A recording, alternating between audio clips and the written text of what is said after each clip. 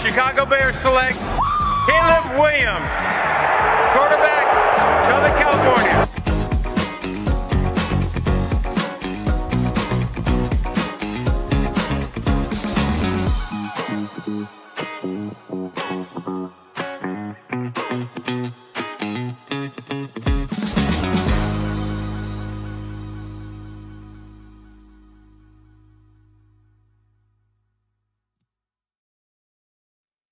What's up, Bears fans? Welcome back to the Willis Twin Towers podcast.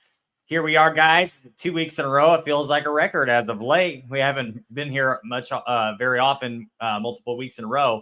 But glad to be back tonight.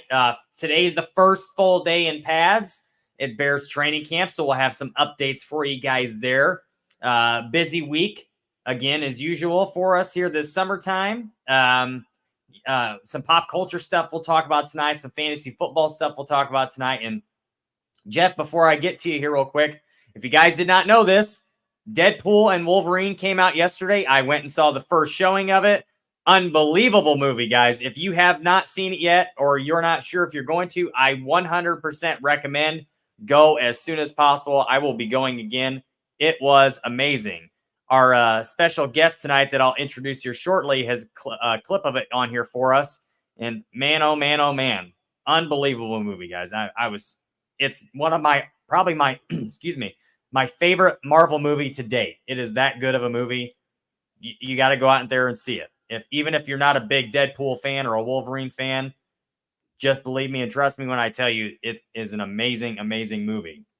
So Jeff, I don't know what your week's been like, but why don't you introduce yourself to the folks as usual, and we'll get going with the show, and we'll introduce our guest. What's up, guys? I see Cliff's in the chat as usual. We always appreciate your presence here, Cliff. You're a good loyal listener to us, and I see you commenting on Javon Dexter right away. I'll get to him in a little bit, but boy, oh boy, has he been impressive so far from what we've heard going around on Twitter and in training camp. So before we get started, guys, just a quick reminder, give us a like here on the video, subscribe to the channel if you haven't already. We're at Barroom Network on YouTube. You can also find us wherever you get your podcasts from, whether it be Apple or Spotify or wherever. You can follow us all on Twitter. I'm at _Jeff Willis. Tim is at Tim Willis24. Aldo, who is unfortunately not with us tonight, is at Barroom Network, but he will be back soon. And we'll get to our special guest here in a little bit as well. But yeah, Cliff, I see what you're saying about Ryan Reynolds being a big opponent of DEI. Looks like it's paying off. All I know is from what Tim's saying. I haven't seen the movie yet. I've been a big fan. Speaking about Deadpool and Wolverine, obviously, I've been a big fan of the movies that they've had in the past, the X-Men movies with Wolverine, as well as the Deadpool movie. So I'm pretty excited to see this myself. I haven't seen it yet, but I'm sure it's a great movie, and I really am excited for it. And Tim can't stop talking about it already over the last day and a half. So I'm sure it's great. And we'll get into that a little bit more later. I don't want to waste too much time with it. But obviously the important thing to talk about here right off the bat is training camp and what's been going on here. The pads went on for the first time today. So we finally got a good first look at real football. And not really surprisingly to me anyways, the defense from all accounts was winning the day. And they really made it hard on the offense. And we've been telling you guys for a while now, and anybody who really has been paying attention to the team as of the last year or so would tell you that the defense has been mightily impressive.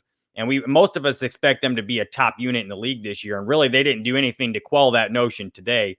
They looked great from all accounts. I mean, obviously, I wasn't at training camp myself. Neither was Tim. But, we follow plenty of the Bears beat writers and others who were at camp and were posting all over X about it. So if you guys don't follow many of those people on X, it's a good idea to jump on either me or Tim's page and see some of the reposts that we do from those other people, because there's a lot of really good Bears beat writers out there who are following the coverage. And like I said about the defense, they really have been on it, and especially today. I guess there was a lot of chippiness going on today, some chirping back and forth between some players. One of the ones that, and coaches. Yeah, coaches too. I've heard that was kind of it was playful from what I read.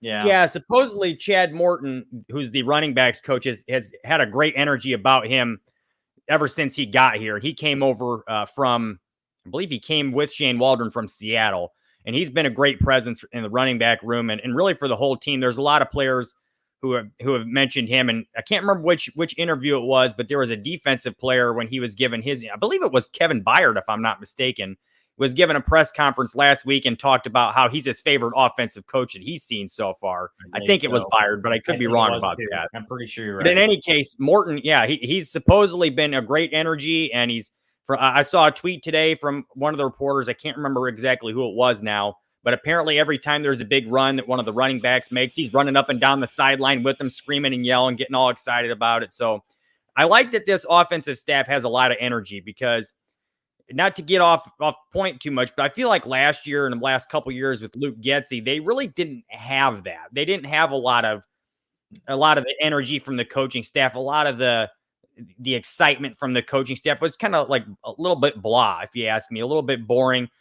Getsy's press conferences were pretty boring for the most part. You didn't really see a whole lot of their energy on the field, a lot of their passion on the field. You just kind of saw a little bit of, going about their business kind of thing. And I like how this coaching staff on offense seems to have more of that juice. I think it's important. And I think it's important as it feeds off to the rest of the team. So what I wanted to get to a minute ago, before I kind of got off on a little tangent there, was about that chippiness that I was talking about earlier. There was a skirmish today, at least one skirmish that was discussed, and multiple beat writers mentioned this. So it must have been a pretty big deal. And if you hear about it, it sounds like it was. So apparently, there was a skirmish that broke out. I think it was after somebody tried to tackle Khalil Herbert, if I'm not mistaken. But correct. DeMarcus Walker and Gerald Everett started getting into it with each other, like getting in each other's faces and going after it. And Caleb Williams, of all people, the quarterback, got in between him and got in DeMarcus Walker's face and broke it up, from what I understand. And there was a presser today of a few of the players, and one of the players that was up at the beginning was I'm already drawing a blank to who it was. I think it was Bates. Ryan Bates, one of the guys who's in competition for center, said that he loved it. He loved that Caleb Williams got right up in there and was willing to be a part of that. And the words he used was, "That's my quarterback." So they like to see that kind of thing. They like to see their guy go out there and assert himself, break something up there, because you don't really see that a lot from rookies. And most of them kind of have a tendency to stay in the back and not try to make too much out of themselves. But it seems like he's really ingratiating himself with this team and this offense. And like I told you guys last week, I wouldn't be surprised to see him voted on as a captain, because he really has taken on a leadership role here. And all his teammates that talk about him mention that he's been a leader since he's walked in. Plank, that was one of the first words he mentions when he gets in the chat here is leader. And I agree. He's showing that so far.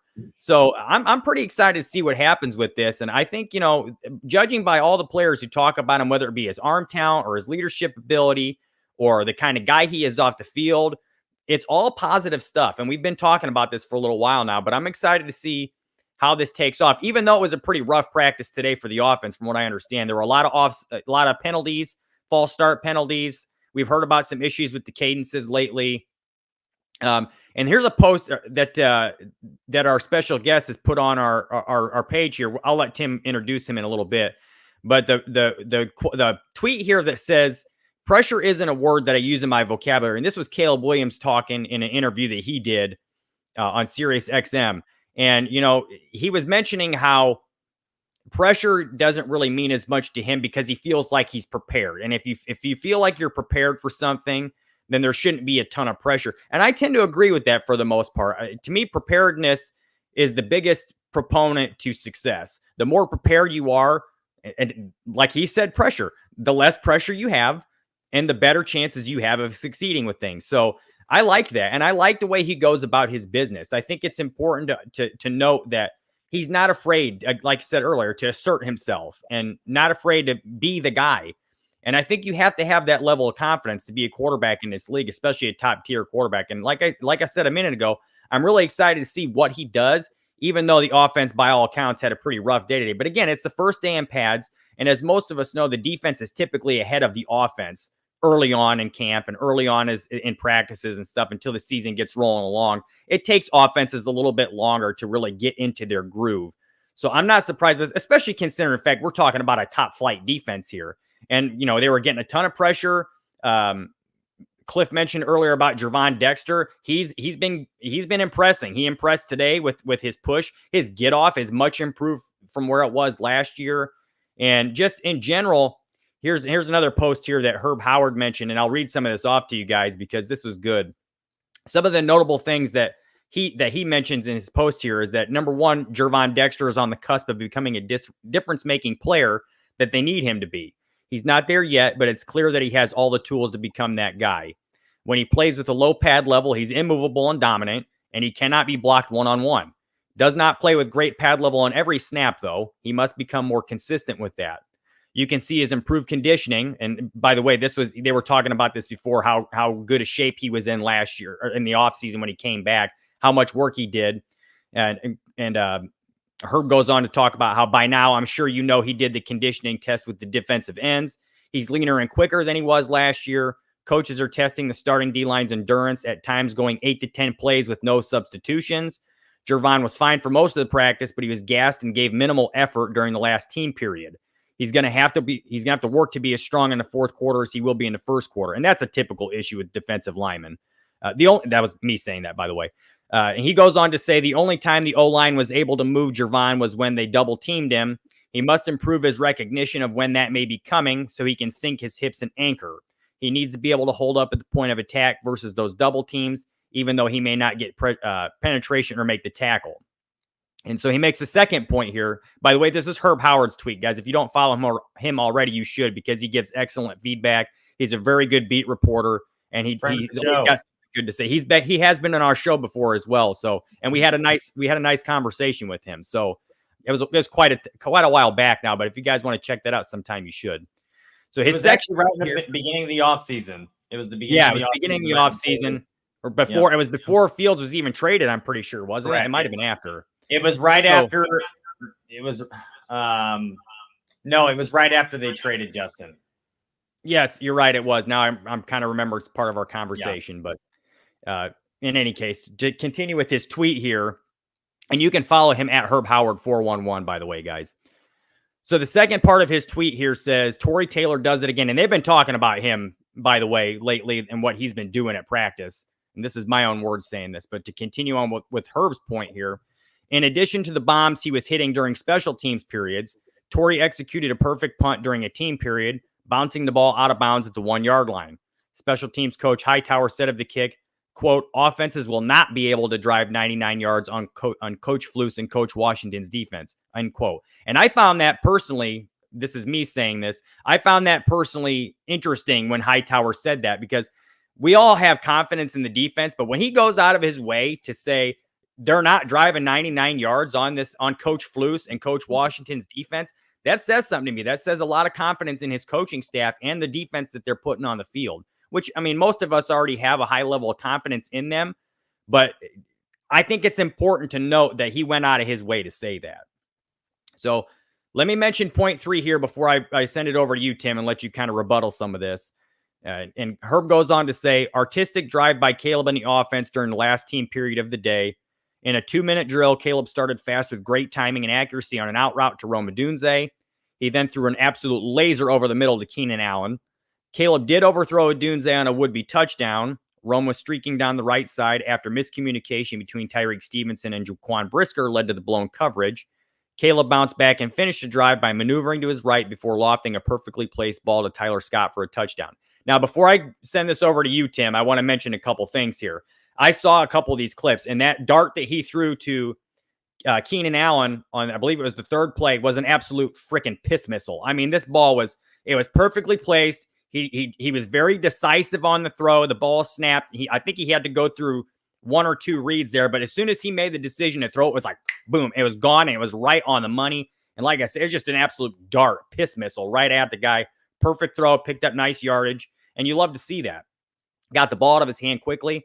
And then really what was impressive was that last throw was a 35-yard touchdown to Tyler Scott. And that's another thing I want to talk to you guys about in a little bit is Tyler Scott's really been emerging so far throughout training camp. And I think it's because part of it is because he's in his second year and he's grown and he's getting better. But also I think he might be looking over his shoulder a little bit at the fact that they've got 3 other wide receivers in the room now that are clearly ahead of him. I guess he should say he's looking in front of him, not over his shoulder, because they're ahead of him. But the fact of the matter is I think that's helping push him to become a better player himself. He had some issues with drops last year, but we've seen him time and time again lately beating people deep, and Williams is finding him. Caleb is not afraid to throw the ball at Tyler Scott, it seems like, and they're connecting for some big gains. So I'm excited to see his progression this year as well. And if he can be a true deep target, I mean, defenses are going to have to look out because we clearly have options in the middle of the field with Keenan Allen and DJ Moore who can get stuff done.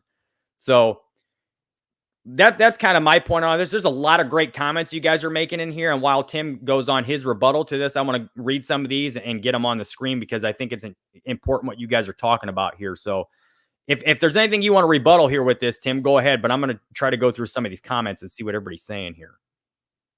No, I was just going to say right quickly, just even watching Caleb and these guys, we also have to pump the brakes a little bit because this is training camp with a rookie quarterback. He's not, he's just now starting to face defense in pads, which is a totally different thing for starters. But I will say during these periods, one thing we are seeing that we have not seen in the last 3 years with Justin is how quickly that ball does come out of Caleb's hand. And that is something we heard about and from, multiple people and really anybody that has scouted him. That was one of the biggest things in the scouting report was how quickly that ball comes out of his hand. He's got such a quick release, almost, dare I say, Aaron Rodgers-esque, which is, his idol. That's the guy he looked to the most when he was coming up and learning to play quarterback. So, but that's been something we've really seen, and that's very encouraging, considering that was one of the things that Justin just didn't have or didn't do is getting the ball out quick, and the whole thing with not being able to see the field very well, which was the consensus. And to me, so far, it does appear that Caleb does see the field pretty well. The fact that he's not just looking, I think it would be easy. This is just my opinion. It would be easy for a rookie quarterback to go out there and just target 1 or 2 guys that he feels really comfortable with, like, obviously DJ because of how good he is, and Rome Odunze because of how close they are during the whole draft and combine process, how close those guys got. You would think that maybe he's just going to lock onto those 2 guys mostly, but he's spreading the ball around, and him throwing the ball to Tyler Scott's a good example of that. The thing that I would say that I really hope the Bears are instilling or Shane Waldron is instilling in him is we all know that he likes the home run ball. And my hope is that Shane can reel him in and say, look, man, you got to take what the defense gives you. Don't be afraid to throw the checkdowns, because if you watch any of his USC tape, the check down really doesn't even exist in that offense. Now, granted, he was playing from behind a lot, or, having to put up a ton of points in order to win a game because his defense was so atrociously awful. So I'm encouraged to see that he is spreading the ball around. And I do hope that they're really, putting it in his ear like, hey, don't be afraid of that check down. Don't be afraid to hit, Keenan Allen 5 yards off the line of scrimmage. Don't be afraid to hit DJ Moore 5 yards off the line of scrimmage because he's probably going to give you 15 to 20 on the play. So don't be afraid to do those things. You don't have to have that big, deep home run ball.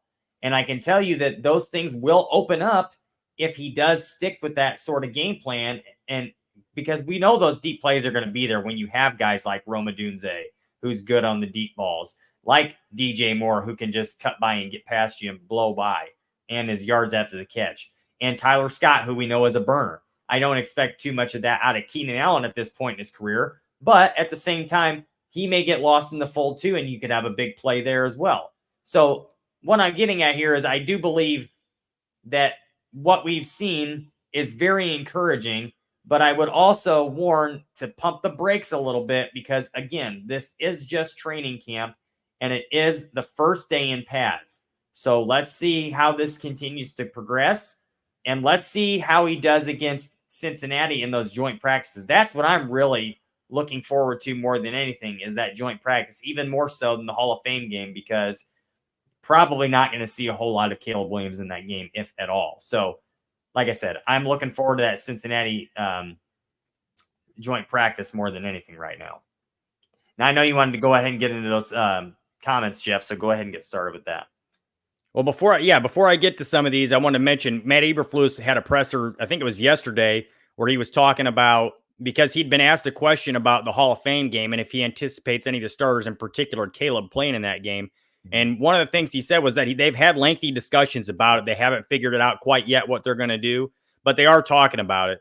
And I told you guys before, I would be surprised. I mean, if he does play, if they do play Caleb in this game, I would be shocked if it was more than like a few plays at one series at the most, you know, a couple handoffs or something, just to get him some exposure. I'm sure the NFL wants to see him in the game because the Bears have plenty of Hall of Famers who they're inducting this year, and the three of them, I believe. And also just the fact that, you know, it's his first exposure in the NFL, his first chance to be on national TV in the NFL outside of the draft, obviously. But I think people want to see him at least play a little bit in the game. I doubt you're going to see him make any big time throws or anything like that. But again, I there's a possibility to me that they'll play him a little bit. So that's just my 2 cents on that. I'm not sure that they'll actually play him or not, but I feel like it is possible that we'll see him a little bit just because of the circumstances. So there are some comments in here I wanted to get to that were kind of important to me. One of them here is, I got to see if I can find it now. Where'd it go? Plank mentioned that it was Marino-esque, some of the stuff that Caleb is doing. And, you know, it's kind of funny you say that. I saw a Dan Marino clip today. It was another thing where I mentioned to you guys earlier that piss missile that Caleb threw to Keenan Allen during practice today. And there was a throw that I saw on a clip today on Twitter that Dan Marino had where it was a very similar play. There was a guy who was running an in-breaking route in the middle of the field, and it was like a very quick decision. Marino had pressure coming from his backside and just delivered an absolute rocket, right? I mean, it was a shorter pass, but it got there so damn fast because he had such an insanely strong arm. And it does kind of remind you of some of Caleb's arm talent. Now, granted, in my opinion, Dan Marino is probably has the greatest arm talent that the game has ever seen, both in terms of arm strength and his accuracy, getting the ball down the field, placing the ball wherever you wanted to. He had supreme arm talent that we may never even see again. It was so good. But Caleb does have some of that. He's got very, very, very strong arm talent. And it's encouraging to see him make some of these throws where you're just like, did he really make that play? Did he really get that ball off like that? And his teammates have mentioned that plenty of times as well. So that was an interesting point you made there, Plank, when you said that, because I was thinking the same thing a couple times myself with some of this stuff. Speaking of, Brian's got a comment in here too, he says, I hope Borum isn't here. I haven't been impressed with him for a while. And I want to bring that up because it's been interesting to me to see how the Bears are utilizing their offensive line so far in training camp. And the reason I say that is because if you guys have been paying attention to GTF, Gabriel Talks Football at all in the last several months or so, Greg has mentioned that Borum, because of how much he's had to play the last few years, he's making pretty good money for a backup, especially for a guy who was drafted in the 5th round. So to me, he looks like a guy who you would normally think could be a cut candidate. However, he's been the first tackle in so far while Braxton Jones has been out. Borum has been the one taking the first team reps. And the reason I find that to be interesting is because the Bears signed a guy from Indianapolis named Matt Pryor, who has played tackle for most of his career. And I just assumed when they signed him that he would be one of the first tackles in. Now, obviously, the guy they drafted, Amagaji, is hurt right now, so he can't play yet. But when he comes back, I would assume he would be in that mix as well. But by all accounts, Pryor has been practicing at guard. So that was a little surprising to me. Another kind of surprise that I found interesting today was that, if you guys were paying attention, this is one thing that kind of concerns me, as we've been talking about for a while, was Tevin Jenkins got hurt at one point in practice today, and he went out for a little bit. Now, that was an immediate concern for everybody, but he did come back in not long after that. The reason I mention this, though, is because the first guy that came in to back him up was a guy named Bill Murray. And I'm pretty sure he's just a journeyman lineman from what I understand. I don't quote me on that because I'm not 100% sure, but he's actually a very popular actor from the 70s and 80s. Well, and today. Yes, obviously, but the reason I even mentioned this in the first place, because it was a little surprising to me that he was the first guy they brought in as a backup there. It makes me wonder, is Jatari Carter only a right guard? Is he only a backup at right guard? And also on top of that, now obviously he's in a battle for the starting center job, but if from what I understand, Bates is the guy who's played guard for most of his career. And if Shelton is working with the first team offense, why is Ryan Bates not the first guy to come in and back up at left guard? So then I was talking to Alexis Jade, who's been on our show before as well on Twitter earlier today. And one thing I mentioned was that I feel like they might just be doing this to see what they have, and it might not be any kind of indication of what would happen in game during the season. Because if I had to guess, even if Bates wins the starting center job, which most of us expect him to, and there's an injury along the offensive line in the interior, I would assume that Coleman Shelton will plug in at center in that particular case, and Bates will slide over to guard, because you want your best 5 combination in there. And I don't think Bill Murray is going to be part of that best 5 combination. I could be wrong, but I would assume not. So and this picture on the screen is pretty funny.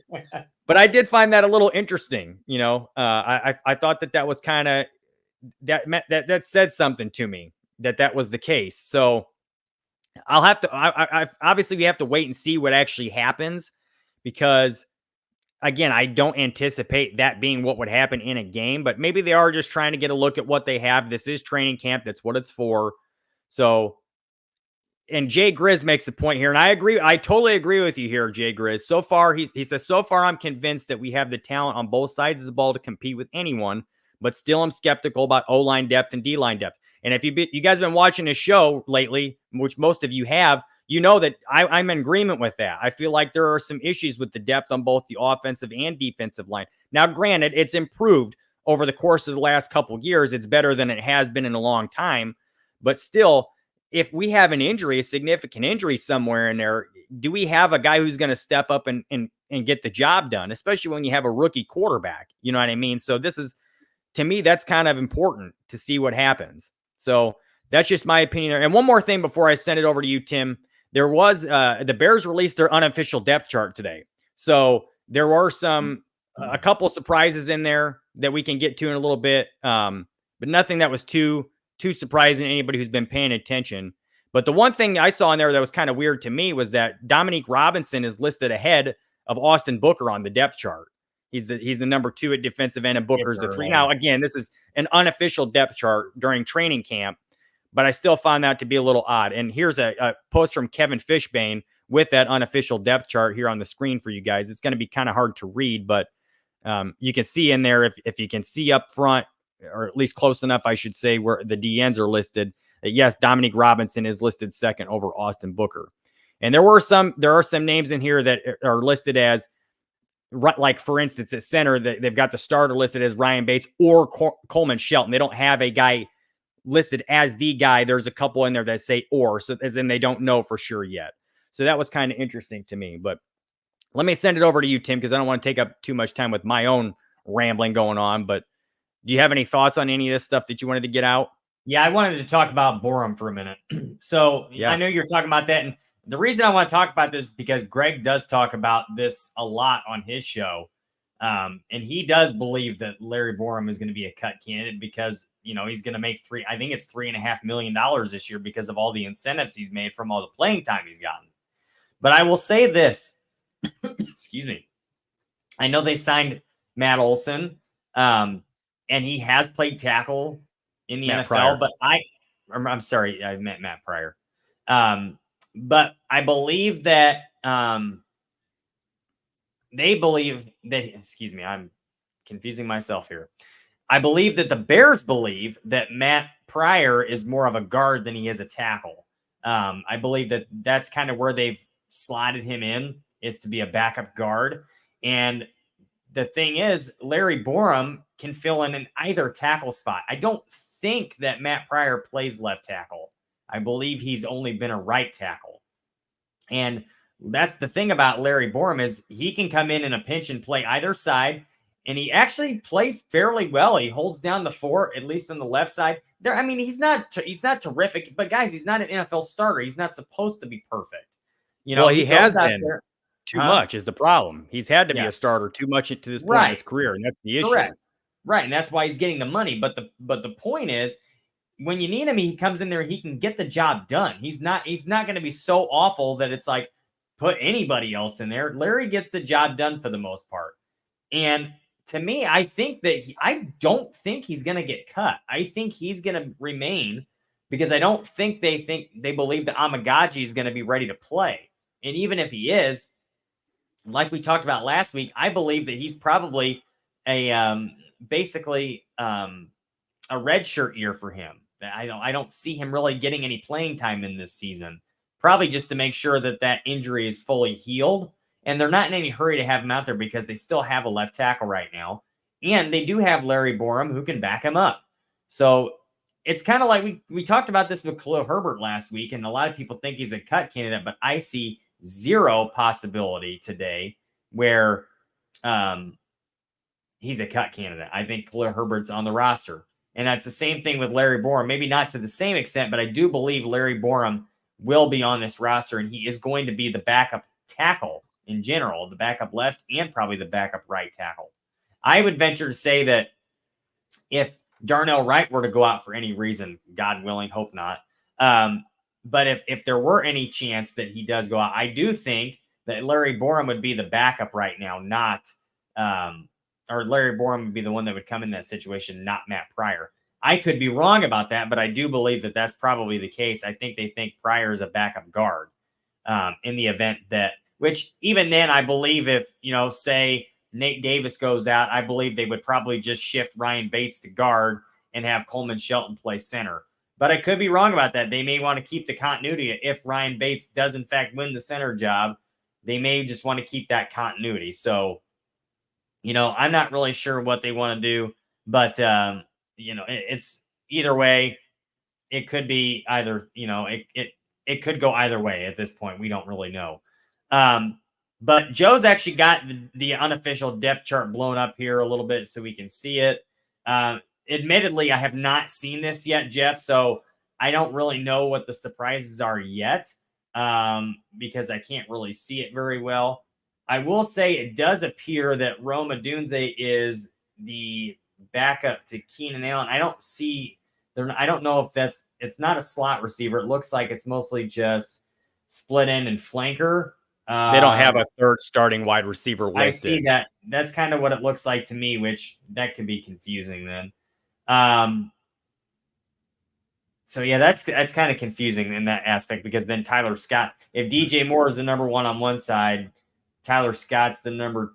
I'm very confused. It doesn't make any sense. Well, the way they've got this listed, and so if you guys are familiar with typical depth charts, they don't have a third starting wide receiver listed because you're not always going to be in 11 personnel. Right. A lot of times you're going to have one tight end, one running back, and two wide receivers. So the point here is that what's going on here, and you could even have a fullback in that scenario too, but the point here that we're seeing is that DJ Moore, Tyler Scott is listed as DJ Moore's backup, and Keenan Allen is listed as the other starter, and Rome Odunze is listed as his backup. So there are going to be several scenarios where we're going to see 3 and 4 wide receivers on the field, and I would anticipate that in those cases, Odunze and Scott would be the two other receivers that are in there, and Keenan Allen will get a lot of time in the slot, as most of us know who've been watching him play over the course of his career. He plays in the slot a lot. So I would not be surprised to see that happen and Rome going over and taking over the X spot in that scenario. So there are the couple of surprises that I saw in here. If you guys are looking at this list that I found kind of interesting was the first one is that Tyson Bagent isn't listed as the backup by himself. It says Tyson Bagent or Brett Rippon. That was a little surprising to me because I don't even think Brett Rippon's going to make the 53-man roster. I anticipate him being a practice squad guy. And another one was that this is going to be a little surprising to some of us, and some of us not so much, like Tim, who's a big fan of Herbert. It's got Khalil Herbert or Roshan Johnson listed as the backup running back. Now, The reason that this is a little surprising to me is you've heard plenty of people talk about how he could be a cut candidate. However, he's been impressing in camp so far. He's had some good runs and he's done some good things so far offensively. And there was a point in time where they actually had today on offense, they had Khalil Herbert in at running back and they had DeAndre Swift split out wide. So to me, it looks like they're gonna play around with a lot of different personnel groupings, and that's going to bode well for Herbert because it's going to give him more of a chance to get on the field. Because most of us know that DeAndre Swift has been a very good pass catcher over the course of his career. So if that's going to be the case, and I expect him to catch a ton of balls this year, Swift that is. So that could be good for Herbert. I don't think he's going to be cut. I think he could be a cut candidate, but it's going to be interesting to me to see how that running back room plays out because there are some options in there, and it's going to be interesting to see whether or not they keep a fullback or not. So Cliff says Bears need to have 3 good running backs, that running backs get hurt, and to keep Herbert. I think they will keep Herbert. But the one thing I have to mention is that you have to have, sure, you want to have 3 good running backs, but also Travis Homer, I really anticipate him making the team because he's such a good special teamer, and Richard Hightower is going to be banging the table to keep him. And that's why I mentioned Kari Blasingame. I'm going to be interested to see if Shane Waldron really wants to utilize a fullback in his offense. We know how important that was to Getsy, but I'm not sure how important that is to Waldron. So I think he's going to get cut. I think Blasingame is the odd man out, if I'm being honest. Because we have such an influx of running backs and wide receivers and all these weapons. And like you just said, Waldron hasn't had a fullback in his offense. And so to me, it's not imperative to have that guy. And we know that Cole Kmet can play that, he's a wide tight end, so he can block. But we also have Mercedes Lewis now coming back. So to me, I think Kari Blasingame is kind of the odd man out in this scenario where he's probably going to be the one that gets cut. And especially with that Elam Wheeler kid that's undrafted, he's looked pretty good too. So I don't know. I just kind of feel like Kari's probably the odd man out. And Cliff makes an interesting point here that Ian Wheeler may knock Homer down to the practice squad. And I would say, I don't know about that. I doubt that. But I will say if it weren't for teams and the ability for him to play teams, Travis Homer wouldn't have a roster spot. But he's a very, very crucial part to teams. Now, whether or not that stays the same, because with this new kickoff rule, maybe he's not as valuable to special teams, but that remains to be seen at the moment. I'd be surprised because you're talking about they're talking about how it's going to be easier for return men with this new kickoff rule. You're going to need sure tacklers in this and guys who can move and get up and down the field. I think I'd be absolutely shocked if Travis Homer didn't make the team. And in regards to Wheeler, this guy, from all accounts, he is super, super fast. Now, I would be surprised if he actually made the team because I think that he's a guy that they can stash on their practice squad. I agree. So I think that is most likely what would happen in that scenario, because if you cut Homer, he's going to sign somewhere else. I can almost guarantee that. So yes, I feel like, and by the way, Cliff makes a point about Wheeler being a good kick returner. He's not even listed on this kick returner depth chart they have right now so far. So, and Aldo is actually here on the show. He says that Homer is a pricey Joe. Oh, I'm sorry. I forgot that was Joe. Let's go ahead and introduce him real quick, Jeff. Let's bring him on the show. Let's do that. So, guys, I've kind of lost track of time here a little bit, but we do have a special producer and guest tonight. We're going to bring him on our show. You guys know him from a few different shows here on the Bar Room. Please welcome Joe Mandel on. Joe, thanks for being here. Thanks for producing. Say hello to everybody. Hey, no problem at all, guys. Appreciate you having me. Happy to jump on, talk Bears and football in general. So I'm going to actually gotten you on a little bit earlier. Yeah, we lost track of time for sure. But hey, can you let's go ahead and expound on your point here about Homer being a pricey special teamer, and I think he's a safe roster. Yeah, they brought him in on that contract. I'm trying to remember exactly what the figure was. It was I know it was over $1 million. I was going to say, I think it was like $3 to $4 million. Yeah. This is a guy that they're not. I just don't foresee them biting that money. I think he's a special teamer. That's why they signed him. So I don't think he's getting cut or special or practice squad. I agree. I totally agree. I don't think he even carried the ball one time last year. So they obviously wanted him for teams. So I agree with that 100%. Jeff, go ahead and go to your point you were talking about. I forgot what you were saying now. No, I was just saying, it was weird because, Cliff was on here talking about Ian Wheeler and how good of a kick returner he was in college. And this unofficial depth chart that they released so far. Now, again, we have to take this with a grain of salt because it is unofficial and it doesn't really say much yet. But he's not even listed on there yet. The returners that they have listed are Velus Jones first, and then DeAndre Carter, and then a punt returner, it's the opposite. It's DeAndre Carter or Velus Jones. So I think Jones' spot is safe simply because this kickoff rule is going to be good for him. But I am interested to see if they do anything there, because I would be shocked if he's actually the punt returner on this team with the issues that he's had in the past with that. So I do think he's safe as far as a kick return, and I expect him to return plenty of kicks this year. However, that being said, it was a little strange to me that those are the only two guys listed in those two categories. So,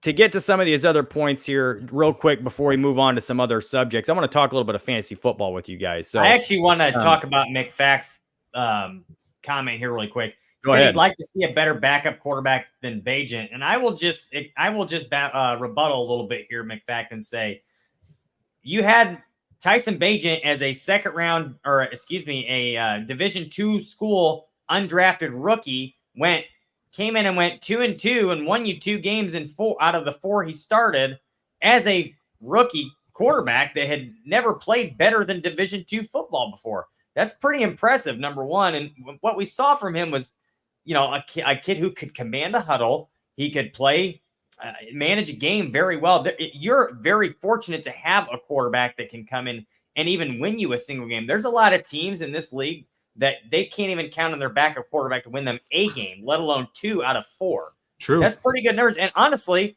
2-2 is a higher win percentage than Justin Fields had. So, now granted, that's a much smaller sample size.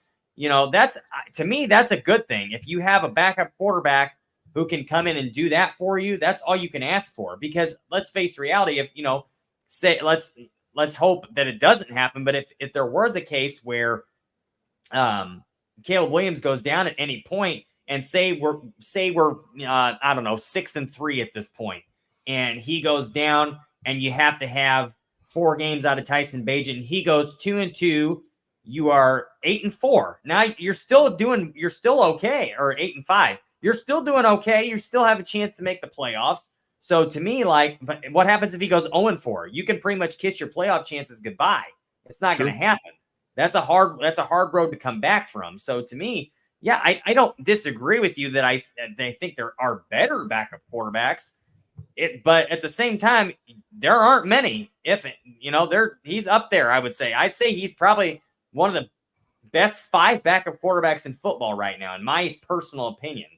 As far as somebody who can come in and win you games, I think he's that guy. I really do. And at times, he played better than Justin last year even. So, just a quick rebuttal on that. Number one, I am in agreement with you that there's not a whole lot of backup quarterbacks who can come in and get the job done. He's a good game manager. He did keep the team afloat. They went 2-2 with him. And there's a lot of backup quarterbacks. Like you said, you can't expect them to come in and even win you 1 game. So I think it's important that he's a guy that's going to go in there. He's not going to lose you the game, for one. That's the biggest thing to me. He's not going to go in there and blow the game for you. He might not be able to make some of the throws that a lot of the other quarterbacks in the league can make because he doesn't have that kind of arm talent. But he processes well. He gets the ball out quick. He understands the game. And these are all things that are important for a backup quarterback. Like I said, you don't want a guy who's going to come in and lose you the game.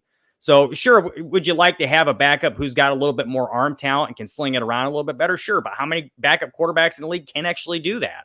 And not only that, like have a starting quarterback that can do that in this league. Well, there's more nowadays than there ever have been before that have that kind of arm talent. But that being said, I mean, still, I'm in agreement that there's not a whole lot of backups who can come in and just get the job done for you the way you need to have it done. And I have faith in the guy. I think he's plenty good for what they have him for. So, and he's another year into the system, guys. Right. Exactly. He's only getting better. And if you guys saw his press conference today, the guy had an insane workout regimen over the off season. So, I mean, he's motivated, and, it's important to understand that this is a guy who works hard, and it's important to him to be good and to do his job correctly. So I like him. I think he's got great character, great football character. And he's exactly the kind of guy you want in your room. And he's got those tattoos he's got to show off, you know? That's right. I love it. I got plenty of them. So listen, though, right. I'll say this, though, too. The kid, regardless of whether it was Division II or whatever, the kid has played a ton of football at the quarterback position. A ton. He's the win, or he's got the high. What's the word I'm looking for? Owns all the stats in college football for a quarterback. Literally all of them in NCAA. So, goodness, sorry.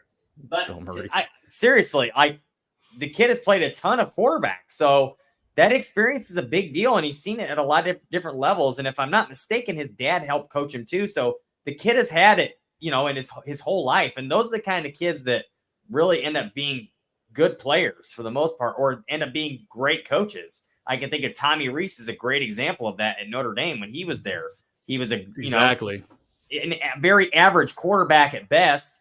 But he was incredibly smart and had a ton of experience, and now he's an offensive coordinator in Alabama, right? He was. I don't know if he's still there or not. Year. I don't know if he stayed there now that Saban retired. I don't know. I can't remember for sure now, but yeah, he was Saban's offensive coordinator. I mean, he obviously had a good mind for the game. So right, and he's coached in the NFL even. So yeah. Well, let's get moving along here because there was a couple comments, or a couple questions that I want to get to at the end of the show, but. Let's talk a little bit about some fantasy football stuff, because I know that's kind of your forte, Joe, and Tim and I are co-commissioners of our own league. And we have some pretty interesting rules in ours.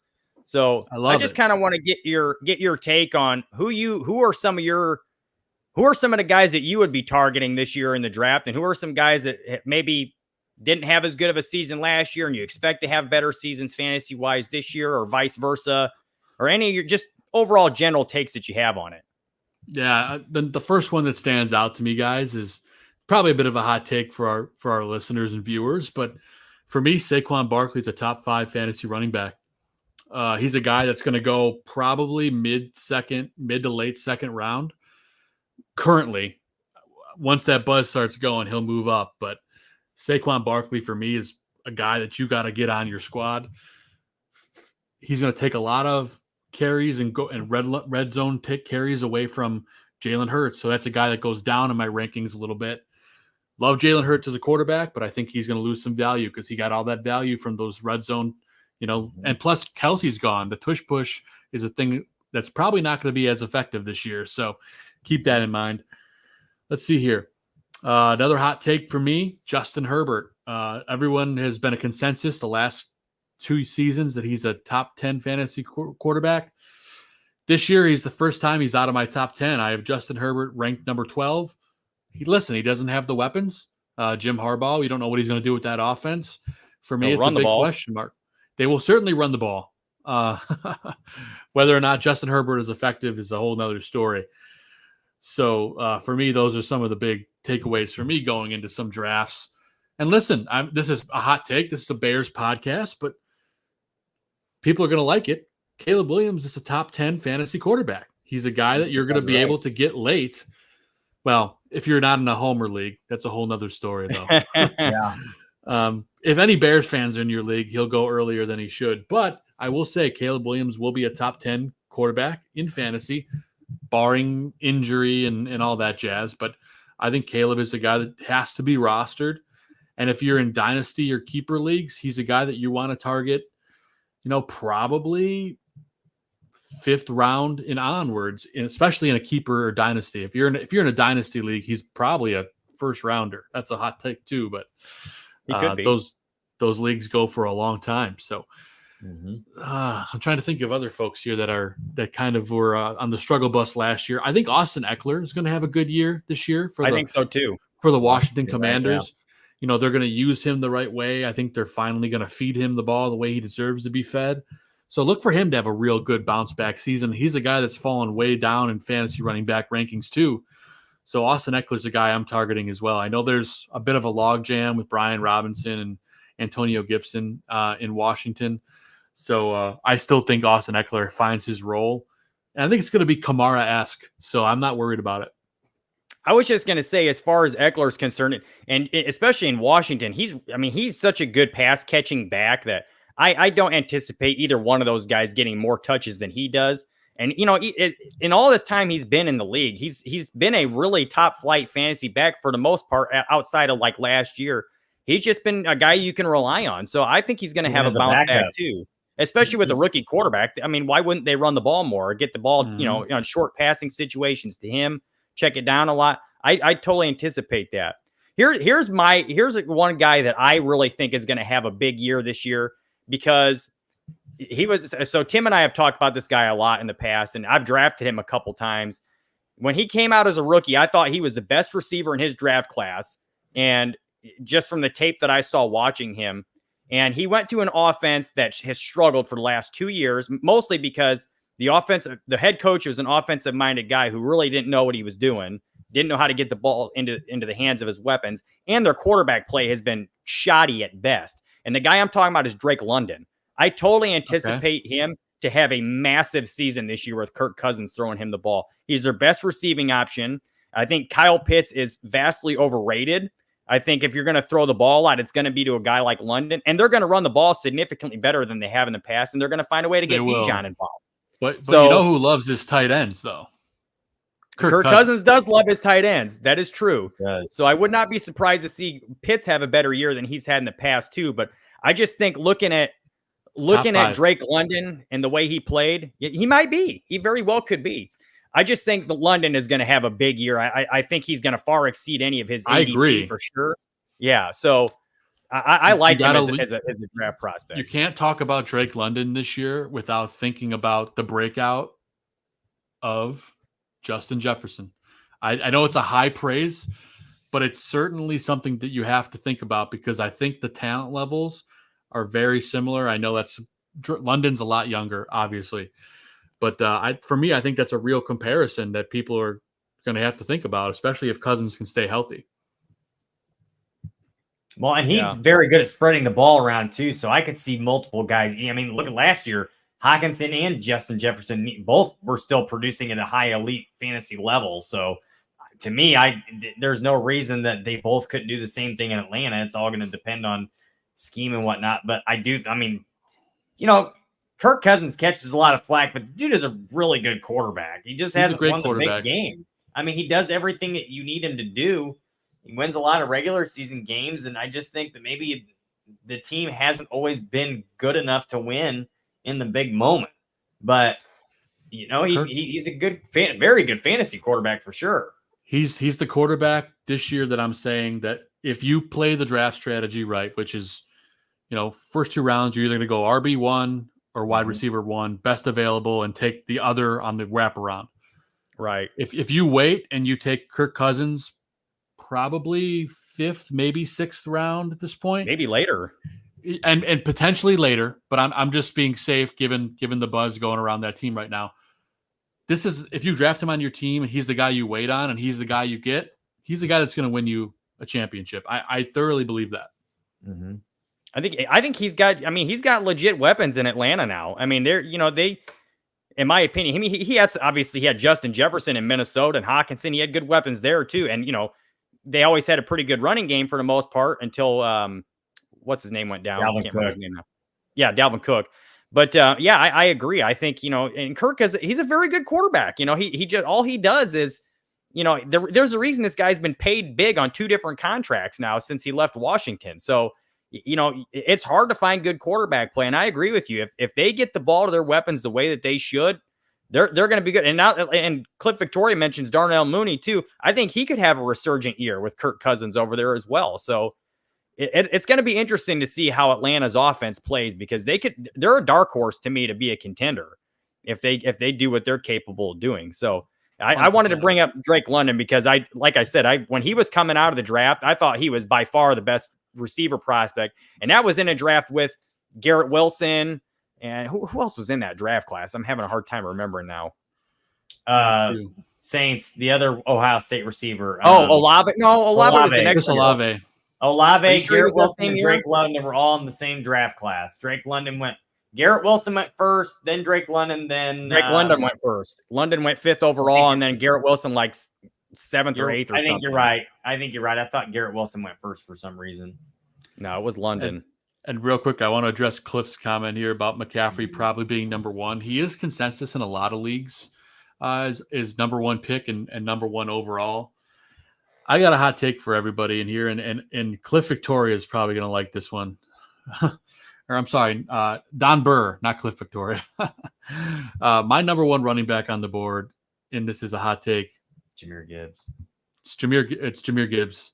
The second half of last season, he was Alvin Kamara to the prime to the highest. Yeah. I think that continues. This guy's going to, especially if you're in a PPR league. I don't know if he goes number one for me if you're not a PPR league, but majority are these days, even half-point PPR. Jahmyr Gibbs is going to have a monster year the way they want to use him. If they continue to do what they did the second half, which I think they would be stupid not to, Jahmyr Gibbs is going to be a dog that you want on your squad. People probably won't have the balls to take him first overall, but I think he finishes as the top running back in fantasy. I do think he's going to have a big year too. And I think he showed a lot last year, especially considering the fact that they're going to run the ball a lot there. We know that. And he was an electric player. He scares me, being a Bears fan, what he can do. And I do think he's going to have a big fantasy season. I'd be surprised if I don't remember who has him in our league, but Tim and I are playing in a keeper league and we have to keep 2 players for each team. So I would expect him to be kept by someone. And if he doesn't, he's going early first round for sure. So Jay Grizz said he'd go Bijan over Gibbs. And you know what, Grizz, I'm actually in agreement with you on that. I think I would take Bijan first too, but they're both going to be very, very good players this year. Absolutely. Well, maybe Bijan will actually get used properly this year too. That's my point, is that I feel like now they're going to finally utilize him properly in that offense and get him the ball more. And he's a phenomenal talent. We all knew that already coming out of the draft last year. There's a reason running back goes in the top 5 in the draft is because he's that damn good, So I anticipate seeing that. Yeah, but they're both. I agree with you, Joe. I think they're both top 5 fantasy running backs. It's a fun time. The years, I will say this. I'll use this platform to preach a little bit. This is not the year to take a quarterback in the first round. No. I don't care who you are. I don't care if you're in a 10 man, if you're in a 16-man league. Granted, if you're a 2-quarterback league, that's a different story.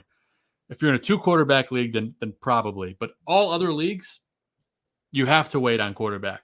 You cannot take a quarterback in the first 2 rounds if you want to win.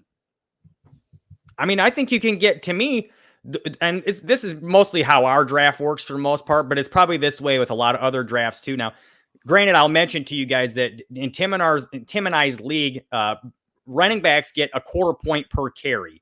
And we designed it that way because I remember several years ago when Derrick Henry was really in his heyday and he was with Tennessee, racking up, I think he ran for 2,000 yards one year, and he was not scoring. He wasn't scoring big in fantasy in our league. And it was weird because he was scoring touchdowns, but he's never been a big pass catcher. So I came up with this rule that we all voted into effect that, you get a 0.25 point per carry because I felt like workhorse running backs deserve to get credited for that. So in our league in particular, running backs go really early and they're usually off the board before a lot of the better receivers. But the reason I even say all this in the first place is because there's so much good skill talent in fantasy right now that I think you can get a good quarterback really late. I mean, you could probably wait to your 5th, 6th, 7th pick and still get a guy who's going to get the job done for you. Because really, it's not just so much that you might miss out on some of the top tier quarterbacks, like the top 5 quarterbacks, but you're going to get a guy later on who would normally not be drafted so low if it weren't for the fact that there's so much good skill talent right now. I mean, a perfect candidate, a guy that's going to fall in drafts, he's going to go late. It's Aaron Rodgers. I know us Bear fans don't like to say that, but if you're looking for a guy that has potential to erupt and he's going to go super late, that's probably one of the guys you're looking at.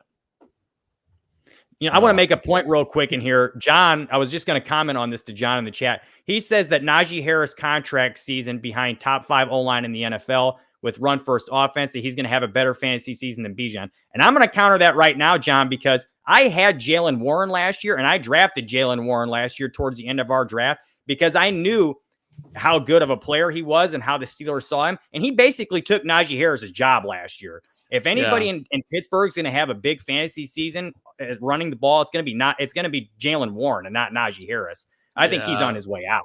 I am in total agreement, Jeff. I was about to say Jalen Warren is the name to look at running back in Pittsburgh. Najee Harris is going to probably walk away next year. He's going to go and probably either be a backup running back or he's going to start for a shitty team. No pun intended. I just don't see it. I don't see it. I've owned him in fantasy many years, and I was really vibing with him when he first came into the league. I thought he was going to be a machine. It's not there for me. Maybe it's just him burning me, but nonetheless, I just don't see it. I think Warren's the more explosive guy for sure. Yeah, and like I said, he's definitely much more of a pass catching back too. And John makes a point that he's the third down back. Najee took over last month of the season. I think he did get a lot more play towards the end of the season, but Warren did take over his job for most of the year last year, and he really didn't do anything to lose that job. I mean, I had him; he was scoring a ton of fantasy points all season long. So yeah, Najee had some really, really, really good matchups towards the end of the season. Yeah. I actually had him in the playoffs and in my rankings towards the end of the season, in probably the top 5 or top 10 for like the last 4 to 5 weeks. And for the great matchups he had, he certainly did not perform the way he needed to. So for me, I'm avoiding him. I'm going to let other people draft him. There's much better names I want on my squad. I totally agree with that. And that makes me think of 2 running backs who I think they've kind of been overshadowed by the backs that were there in front of them. And I think they're going to have massive years. And that's Tyjae Spears in Tennessee and Joshua Kelly in LA for the Chargers. Both did really well in their backup roles. When Eckler was out, Joshua Kelly played really well. And then same thing with Tyjae Spears, who honestly I thought was a better running back than Derrick Henry was last year. But I don't know if they felt like they just owed Derrick Henry the carries because he was there. But I like Tyjae Spears a lot. He's the more explosive back at this point in his career, in my opinion. So those are probably the 2 best really sleepers. Yeah, 2 top sleepers. I was saying, I like Spears a lot too. I had him on my team last year, and I was just waiting for him to break out at some point. I mean, he's got great talent. I mean, I loved him coming out of the draft last year too. So I agree. I think he could have a big year as well. I mean, that's definitely got to look at. There's a handful of running backs I think that you can get later on in the draft, and receivers especially that you can get later on in the draft that you might not have expected to fall and will be big for you because some of these other big names will get scooped up so early. So I think where you win your draft 100%. You win your draft in the later rounds. Yeah, you know what? There's a great point here that Jay Grizz just made about how we like an A-Chain. I'll tell you what, Grizz, I drafted A-Chain last year towards the end of the draft because he's another guy I loved coming out of college, and I wanted the Bears to draft him, but he goes to Miami, and now Raheem Mostert had a huge year last year. And I honestly was not expecting that because he's been kind of up and down throughout his career. He's never really been the guy. Even when he was in San Francisco, he was never the guy. But he scored so many touchdowns last year that it just was a massive season for him. And even with all that, A-Chain, when he played, was just dominant when he was in. I think the last game he played last year, he had like 14 carries and over 100 yards. And it was like that every time he played. He was like big yards per carry. He was running for 100 yards. He scored a decent amount of touchdowns, but they gave the ball to Mostert for the most part when they got into the red zone. So, but I love A-Chain. I think he's a really good value pick wherever you get him at. And I think he's another guy who could help you win your league if you get him in the right spot. Yeah, absolutely. His problem is health. If he can stay healthy, then, it's the same thing with anybody, but this is a guy that with so much speed, you get those legs are very susceptible to being damaged. So, I love A-Chain. He was awesome for me in a couple leagues last year. So, let's just hope Miami stays explosive like they did last year. Well, Tua got paid today, so if he had anything to do with that, they're gonna be. I'm sure they're gonna keep it running, keep it rolling the way they have. McDaniel's just such a good head coach, and he really knows how to exploit defenses. So I would not be surprised to see them continue to have the kind of success offensively that they had last year, especially with the weapons that they have. I mean, you're talking about 2 of the better receivers in the league teamed up together, on top of their running game, who's got 2 really good weapons back there to run the ball as well. So, I agree with you. I think that's having any of the guys on that offense is going to help you this year. And Hill's going to go doubt. so early. We know that. Joe, I want to ask you a question for me personally. So Yeah, do it, man. I especially am asking this because you were talking about Justin Herbert earlier, and Justin Herbert has been my keeper for the last, since his rookie year. And I'd already decided that I wasn't going to keep him this year because of the Jim Harbaugh coming in as the head coach. And I don't think that they're going to have much of a passing offense compared to what he's had in the past. And even though he's been a really good fantasy quarterback, he doesn't, like you said, he has no weapons. And I know they're going to run the ball a lot more than they have. I just don't see them having the same type of season. Mm-hmm. So I'd already planned on, moving on from him as my keeper. And Agreed. Like you said, it's easier to find a quarterback later than it is running backs and wide receivers. So here's my question. I'm kind of up in the air on this, and I'm not asking Jeff because he hates Garrett Wilson with an absolute passion for whatever. I don't hate him. I just think he's overrated.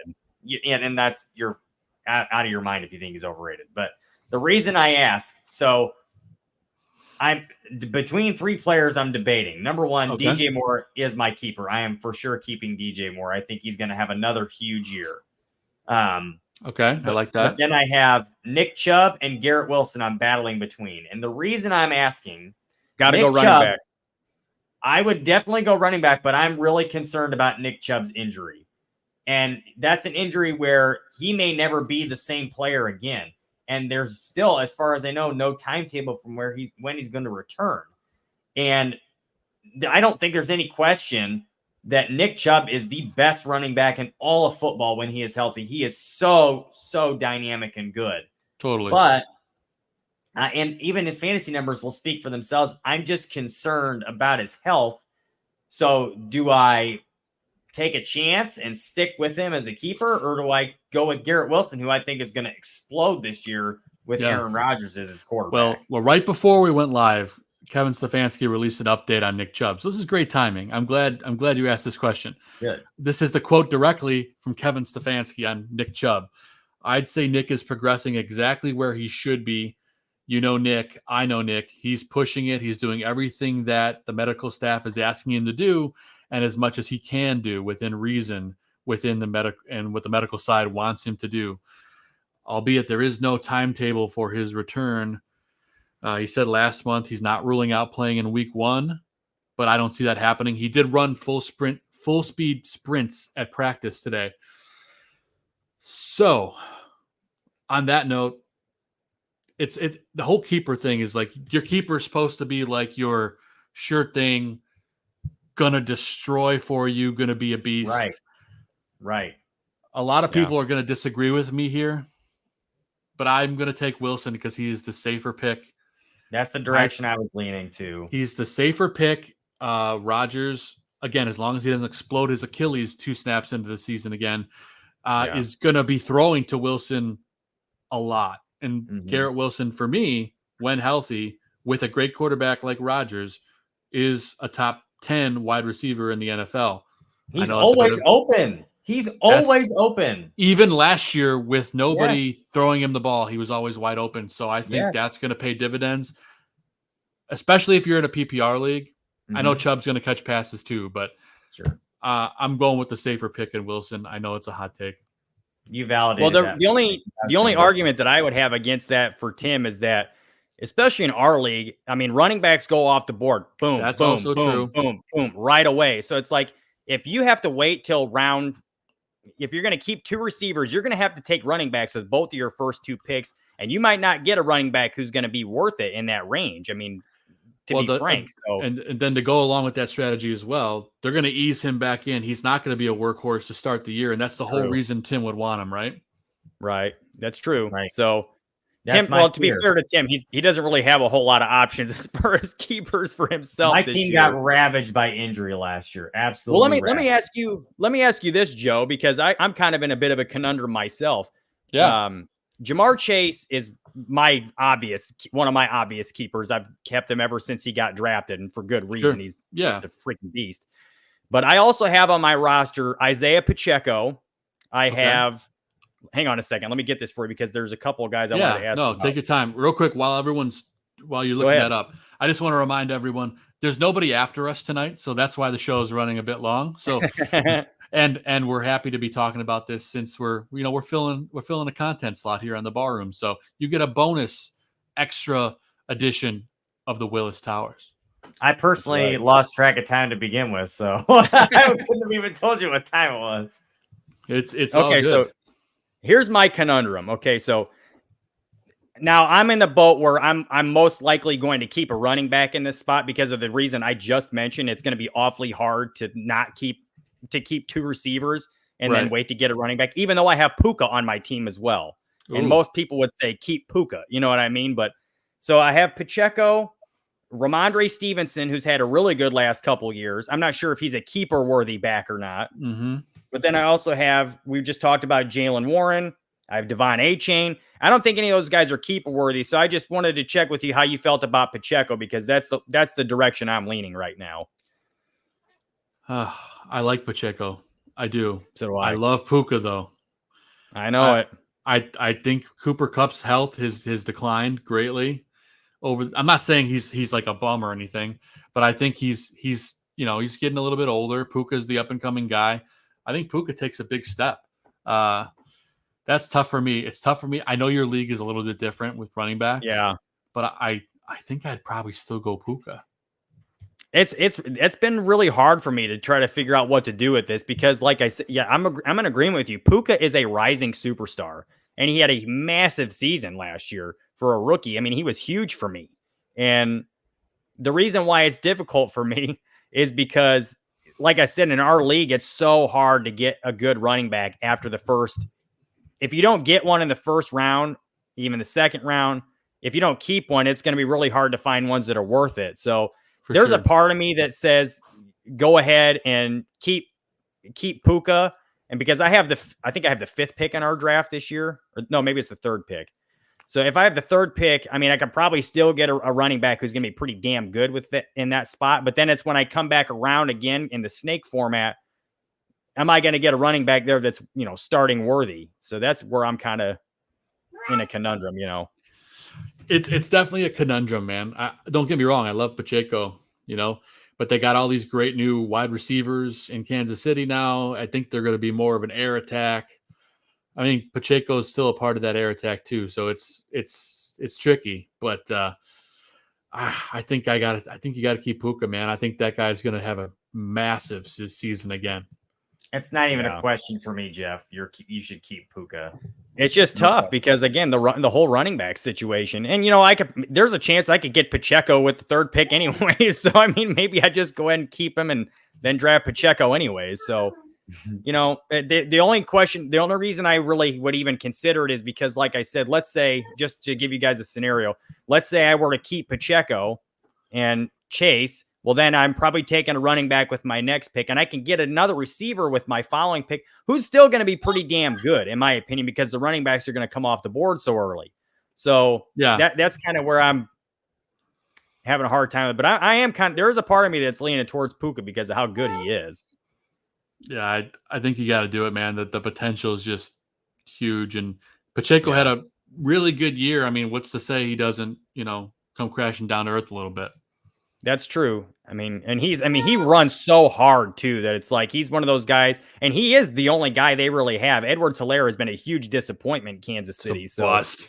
A huge bust. And I drafted him as rookie year thinking he was going to be pretty good, and he was just terrible. So I agree. I mean Pacheco is. I mean, he's, like I said, he's such a hard runner, and he's one of those guys that you never know, he could get hurt. And just the way he runs too, it's like, man, he runs through so much contact. He's not afraid to put his head down. I mean, what if he does have an injury? Then I'm screwed. So, yeah, maybe Puka is the right decision there. Yeah, I that's what I would do personally. Go Puka. I'm thinking so. All right, well, I love it. We're kind of going over time here. Do you guys want to talk anything else fantasy football? Because I did see there was a couple questions that were in the chat that we can probably we can go back to them. Just before we get off fantasy football, I just want to remind everybody I'm one of the hosts of Fantasy Football Goon here on the Ballroom Network. Coming up here in August, mid-August, we don't have dates exactly. We're going to have a draft preview show for like strategy and stuff like that. It might be one show, it might be two, but we're going to have probably one or two specials And then during the football season, we're live every Sunday after the Barfly tailgate show, and we go live all the way up to kickoff and answering all your questions live on the air. So we're here all season long talking football, helping you make those tough lineup decisions. So give us a follow at FFB Goon. You can follow me at Joe Mandel. And then you've got Adam Sham, who's Papa Bear, I think it's 316. I can't remember his exact handle. I will find out in a minute. And then, of course, you got John Santucci, VIP as well. So the three of us talking fantasy. I got to check that show out this year because I don't think I've ever actually seen you guys talk fantasy football before. Tim and I are relatively new to the channel. We've only been around since October, but I definitely need to check that out now. And you obviously definitely know your stuff too, Joe. So I appreciate that, man. Thank you. And to correct myself, Adam Sham's Twitter handle is Papa Bear 816. So give us all a follow. So before we get out of here, guys, I think there was a question or two that came up in the comments. I want to see if we can get to them before we get out of here. I think Cliff had one, and it was about, let me see if I can find it now. It's quite a ways back now. He's asking Tim about it because it was when Tim was talking. Bear with me here, guys, while I try to find this. No, it's all right. I'm scrolling, looking for it too. There's so much, here from the fantasy talk, right? Football. Yeah, you guys really got into that. I appreciate that because that was some good discussion there with you guys. Where'd it go? I remember he was commenting on what I said about. Oh my goodness, I forget. It had something to do with the offensive line, if I remember correctly. Yes, I don't know. Oh, it was about Coleman Shelton. He asked what happens if Coleman Shelton gets hurt at center. That's right. That's what it was. Trouble. Okay, so Yeah. I'm glad you remember because it took us a minute to come up with that. But, Cliff, that was an interesting point because I mentioned to you guys earlier that I feel like they're going to get the best five out there.